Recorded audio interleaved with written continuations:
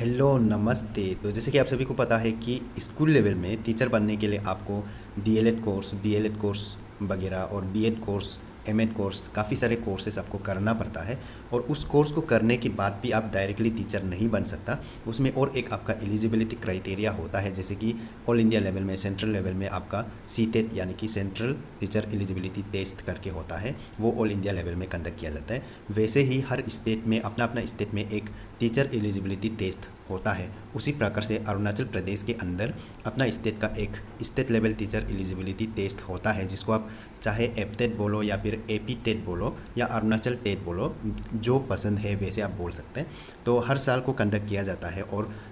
इन लोगों का जो डिले होने के कारण से हालांकि अभी 2025 चल रहा है, लेकिन 2023 वाला जो एपटेट 2023 वाला का जो नोटिफिकेशन है अब वो आ चुका है और आज ही के दिन से इसका अप्लाई करना शुरू हो चुका है। जैसे कि यहाँ पे भी आपको सीटेट में जैसे आपको दो पेपर देखने को मिलता है, पेपर 1 एंड पेपर 2, वैसे ही यहाँ पे भी आपको पेपर 1 एंड पेपर 2 करके देखने को मिलता है। और पेपर 1 में आपका क्लास 1 से लेके 5 तक का होता है, जो प्राइमरी लेवल के लिए होता है। इसमें कुछ एलिजिबिलिटी क्राइटेरिया है, आप इसको देख सकते हैं। जैसे कि आपका 30 नवंबर 2024 के हिसाब से आपका एज जो है कि 30 ईयर्स से ज़्यादा नहीं होना है। 30 ईयर्स जो है कि आपका मैक्सिमम एज है। और जो एपीएससी कैंडिडेट के लिए कुछ रिलैक्सेशन वगैरह रहता है वो जैसे एज पर नॉर्म्स के हिसाब से होगा, ठीक है। तो आपका जो एपटेट पेपर 1 के लिए आपको अप्लाई करने के लिए आपके पास या तो 12 पास होके आपने एलिमेंट्री एजुकेशन में डिप्लोमा 2 इयर्स का करके रखा होना चाहिए, या फिर आप उसका फाइनल ईयर में होना चाहिए, या फिर आपका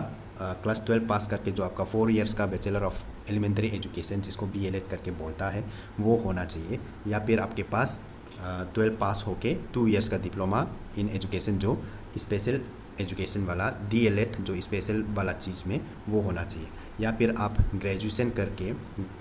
करके और उसमें आपका 50% मार्क्स होना है, और उसमें आपका जो ग्रेजुएशन में 50% मार्क्स के साथ आपका जो 2 इयर्स का डिप्लोमा इन एलिमेंट्री एजुकेशन वो होना है, या फिर आप ग्रेजुएशन प्लस आपके पास बीएड होना पड़ेगा, या फिर आप पोस्ट ग्रेजुएशन के साथ आपका 3 इयर्स का इंटीग्रेटेड कोर्सेस वगैरह होना पड़ेगा। तब जाके आप इनमें से कोई एक भी है आपके पास तो आप एपटेट 2023 का पेपर 1 के लिए एलिजिबल हो जाता है, ठीक है। उसके बाद फिर पेपर 2 के लिए आपके पास पेपर 2 जो आपका क्लास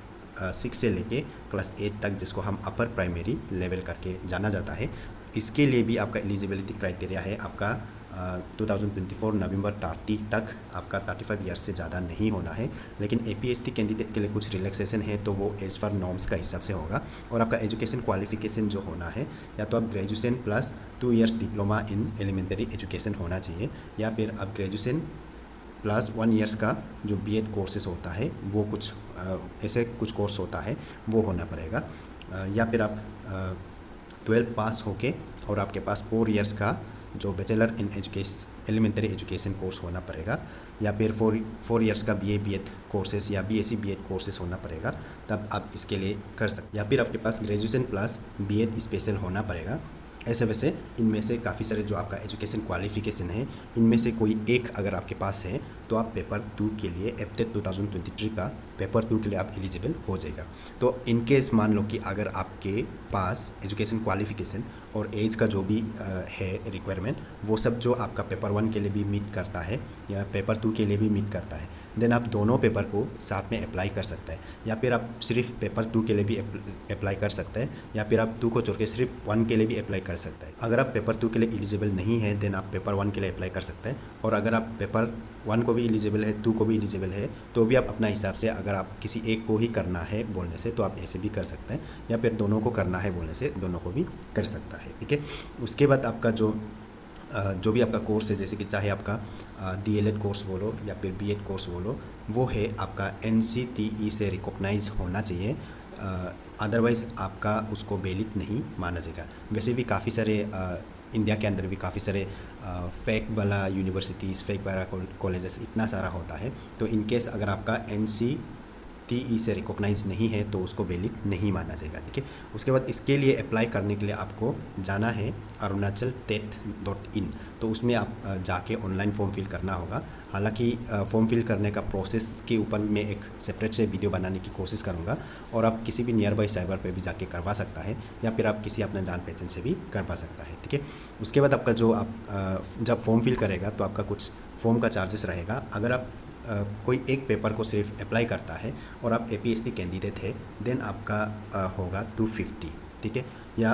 आप APSC कैंडिडेट है लेकिन आप दोनों पेपर को अप्लाई कर रहे हैं, देन आपका होगा 400। ये आपका फ़ी स्ट्रक्चर है। ठीक है, और इनकेस अगर आप जनरल कैटेगरी से है और आप पेपर 1 और 2 में से किसी एक को सिर्फ अप्लाई कर रहे हैं, देन आपका फ़ी होगा 500। ठीक है, चाहे आप पेपर 1 को सिर्फ अप्लाई करो तो भी 500, पेपर 2 को सिर्फ अप्लाई करो तो भी 500, और इनकेस आप जनरल कैटेगरी है दोनों पेपर को अप्लाई कर रहे हैं, देन आपका होगा 800 आपका एप्लीकेशन फ़ी चार्ज किया जाएगा। ठीक है,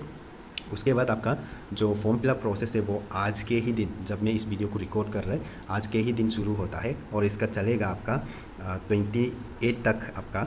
फॉर्म फिलअप जो है कि चलेगा। उसके बाद आपका जो करेक्शन विंडो है वो आपका अक्टूबर के 1 से लेके अक्टूबर के 5 तक आपका करेक्शन विंडोज़ होगा, और आपका जो कौन कौन सा कैंडिडेट जो एलिजिबल है इसके लिए, तो वो आपका 7 अक्टूबर तक आपका रिलीज़ हो जाएगा। उसके बाद फिर आपका बायोडाटा वगैरह कुछ अगर करेक्शन करना होने से वो आपको 8 to 10 अक्टूबर तक देखने को मिल जाएगा। उसके बाद बाकी जो आपका एग्ज़ाम कब होगा, एडमिट कार्ड कब मिलेगा, रिजल्ट वगैरह वो सारा चीज़ जो है कि आपको मिलेगा arunachaltet.in, उस वेबसाइट पे आपको देखने को मिल जाएगा। उसके बाद काफ़ी सारे लोगों के मन में सवाल आ रहा होगा कि जैसे कि फ़िलहाल मैं BEd कर रहे हैं या फिर मैं DLEd कर रहे हैं, तो क्या मैं इसके लिए एलिजिबल हूँ। तो ऐसे वैसे काफ़ी सारे लोगों के पास मन में सवाल आ सकते हैं, तो उनके लिए भी यहाँ पे मेंशन है, जो इंसान अभी चाहे BEd हो चाहे DLEd हो, अगर आप फाइनल ईयर में हैं देन आप अप्लाई कर सकता है। ठीक है, यहाँ पे आपको 6 नंबर पे मेंशन है, appearing candidates means the students of final semester और final year of qualifying examination only are eligible to apply for EPTET 2023। ठीक है, तो यहाँ पे क्लियर कट मेंशन है कि अगर आप अभी चाहे BEd हो चाहे आपका DLEd हो, जो भी आप कोर्स कर रहे हैं, तो उसमें अगर आप फाइनल ईयर में हैं, फाइनल सेमिस्टर में है, देन आप अप्लाई कर सकते हैं इसके लिए भी। ठीक है, तो ऑलरेडी जो कोर्स को कंप्लीट करके रखा वाला वो तो एलिजिबल है ही है, और आप फाइनल ईयर में हैं देन आप इसमें अप्लाई कर सकता है। ठीक है,